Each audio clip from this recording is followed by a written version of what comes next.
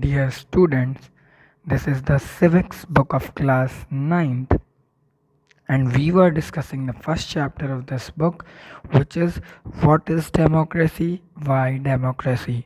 So today we are going to discuss the next topic of this chapter, which is features of democracy. So uh, now we'll discuss that what features a democratic government have. We have started with a simple definition that democracy is a form of government in which the rulers are elected by the people. In this chapter, when we had started this chapter, we had discussed the definition of democracy, which is that it is a type of government which is ruled by the people, and the rulers are elected by the people, the rulers are selected by the people. This raises many questions, and what questions this raises? First is, who are the rulers in this definition? इस definition में rulers कौन हैं? Which officials must be elected for any government to be called a democracy? And कौन से officials को elect करना ज़रूरी होता है किसी भी गवर्नमेंट के लिए, ताकि वो ये कही जा सके that government is a democratic government. Which decisions may be taken by non-elected officials in a democracy, and what decisions, which type of decisions can be taken by the person who are not the part of the elected official in a democracy. Second question is, what kind of election constitute a democratic election? किस type का election एक democratic election कहा जाता है?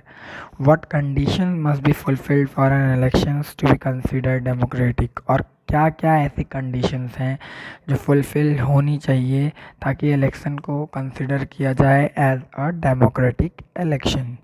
Who are the people who can elect the rulers to get elected as rulers?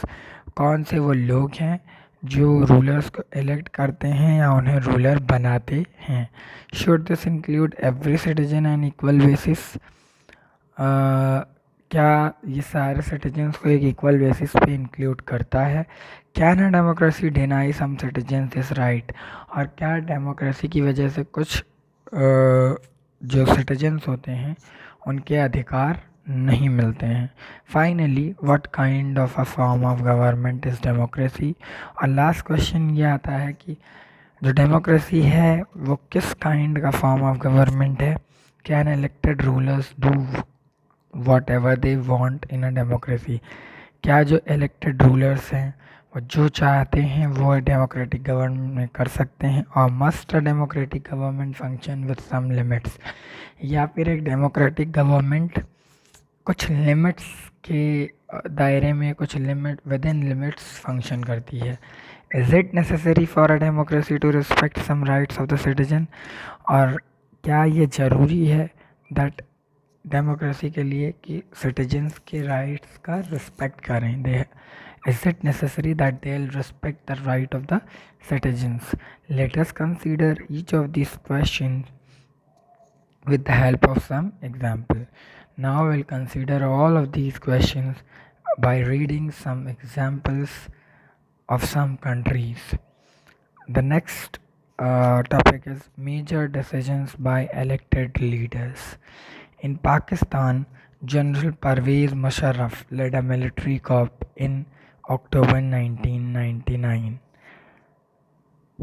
In 1999, in the country of Pakistan, General Parvez Musharraf was a military general of a military coup. In October 1999, he overthrew a democratically elected government, and by the military power, he had overthrown the democratic government which was elected by the people, and he had also declared himself as the chief executive of the country. And because he was having the military power, that's why he had declared himself as the chief executive of the country. Later, he changed his designation to president, and after some time, he had become the president of the country. And in 2002, held a referendum in the country that granted him a 5-year extension. And in 2002, he had held a referendum. You can say that is an amendment in the rules of the Pakistan government, and he had extended his rule for 5 years. Pakistani media, human rights organizations, and democracy activists said that the referendum was based on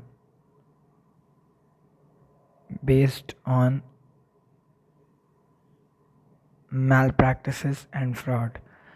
All of them, Pakistani media, some activists, all of them had said that this referendum had been made due to some malpractices, means they have done some fraud, they have done something wrong and made this referendum to extend the rule of General Parvez Musharraf as the president of the country.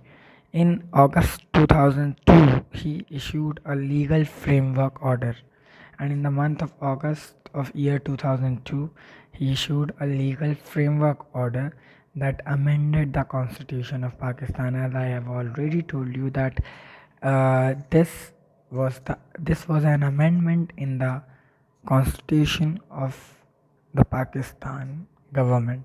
According to this order, the president can dismiss the national and provincial assemblies, and according to this order, or we can say this amendment, president क्या कर सकता था, वो national और provincial, central और state level दोनों की assemblies को क्या कर सकता था, डिसमिस कर सकता था. The work of the civilian cabinet is supervised by a National Security Council which is dominated by military officers. जो सिविलियन कैबिनेट का वर्क होता था वो एक नेशनल सिक्योरिटी काउंसिल सुपरविज़न उसका करता था, एंड जिसका डोमिनेशन किसके पास था, मिलिट्री ऑफिसर्स के पास. And after passing this law, elections were held to the national and provincial assemblies. और ये लॉ पास होने के बाद जो इलेक्शंस होते थे वो नेशनल और प्रोविंशियल असेंबलीज में होते थे. So Pakistan has had elections, elected representative have some powers. Pakistan में इलेक्शंस हुए, जो इलेक्टेड रिप्रेजेंटेटिव होते थे उनके पास कुछ पावर्स होती थी, but the final power rested with military officers. लेकिन जो फाइनल पावर होती थी वो मिलिट्री ऑफिसर्स और जनरल मुशर्रफ के पास ही होती थी. Clearly, there are many reasons why Pakistan under General Musharraf would not be called a democracy. और clearly, when General Musharraf was ruling, at that time Pakistan can't be called a democracy, and some of the reasons were there. But let us focus on one of these.